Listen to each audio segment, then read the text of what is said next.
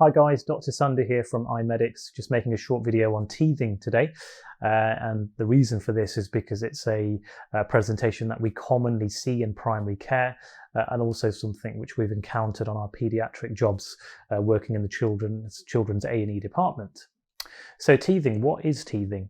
And basically, teething is a physiological process that all infants will go through whereby their deciduous teeth start to develop. There are other names for deciduous teeth, sometimes known as milk teeth or baby teeth, and it's when they start to come through so that the infant starts to have a cluster of symptoms. Roughly when does it start? Normally in most children will be about 6 months of age.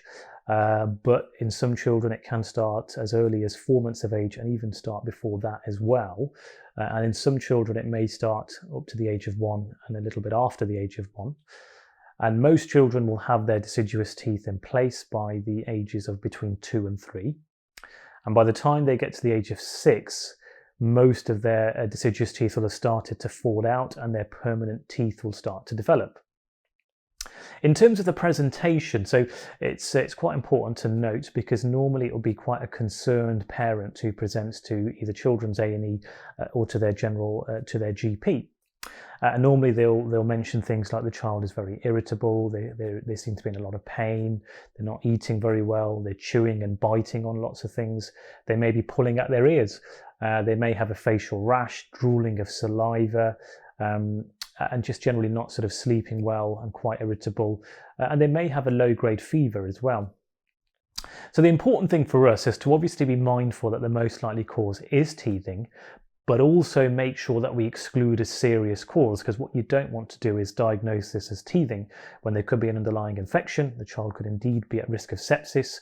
Obviously infants are at risk anyway, so it's something we should always have in the back of our mind. So always examine the child, look at the ears, the throat, look for any rashes, listen to the chest, listen to the heart sounds, check their hydration status. And when all of this is normal, which it most likely will be in a case of teething, then you know that you've excluded the serious causes and you're now dealing with a case of teething. In terms of managing teething, the key thing is you have to reassure the parents, and the only way we can really do that is by providing them with more information. So signpost them to a relevant and a respectable resource. So for example, the NHS UK website has a very good page on teething, and that will give the parents more information on what teething is, how it presents, and what are the common treatment methods. Then there's things that they can do. For example, encourage them to wash their hands. So with a clean finger, they can gently rub the gums, or giving the child something cool and soft to bite on. Often many chemists will sell sort of teething-based gels or teething-based objects that that the infant can bite on or chew on to give them some relief. Other things such as, for example, wiping the face regularly when they get the saliva and all the drooling over the face, because what we're trying to do is prevent a facial rash from occurring, because that will cause further distress to both child and parent.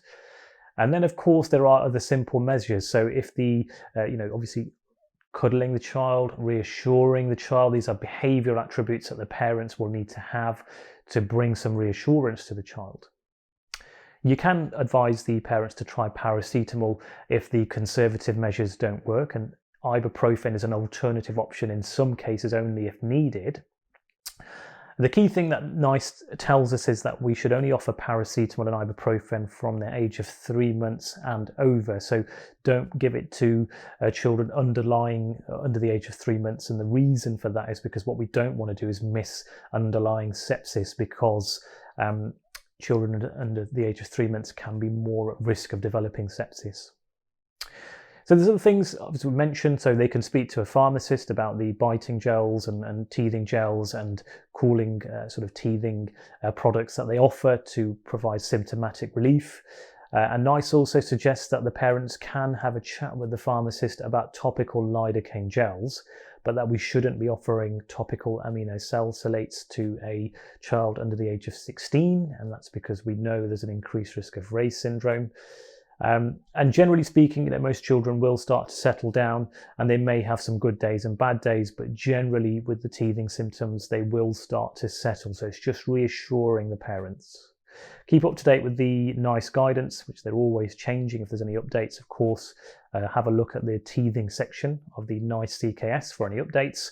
And I hope you found this short video useful. We've got lots more medical education content on our website, on our YouTube page, on our Instagram, our Twitter and our Facebook groups for PLAB 1, PLAB 2, the MRC GP, CSA and AKT, as well as the GP Stage 2 exams and also medical school finals. So I'll keep the links below so that you know where to go, and I'll see you soon.